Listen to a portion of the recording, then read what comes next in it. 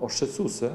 por nuk është diçka që më varet vetëm prej trusit, këto janë edhe berza të huaja, dhe janë investime në për organizata të ndryshme, që ato kanë qenë të afektuar për shkak politikave që kanë ardhur së pari për Shteteve të Bashkuara, për shtëpisë bardhë, për politikave të Trumpit, kështu që nuk është afektuar vetëm Kosova, ose vetëm trusi, por janë afektuar edhe vendet e tjera, me shpresë që do të stabilizohet, pritet për të pa. Mirë po, edhe këtu te trusi kur jemi, qeveria e Republikës së Kosovës duhet ta mendojë një plan, një ligj, që këto mjetet e trusit me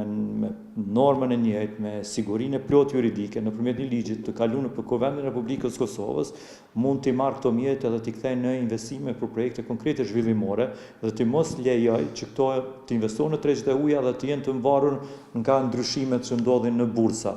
Por, nëse kishim investuar në projekte, për shembull, kishme qenë një prej projekteve kapitale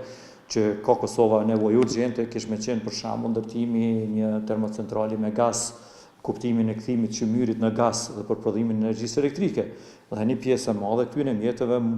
mund të merren, përveç borxhit publik mund të merren edhe prej trusit dhe të investohen, por në anën tjetër trusit ose qytetarëve të Republikës së Kosovës se këto janë investime private, t'ju sigurohet nëpërmjet një ligji që investimi i tyre do të kthehet në fitim në trust, siç ndodh investimi nëpër organizata të ndryshme ndërkombëtare.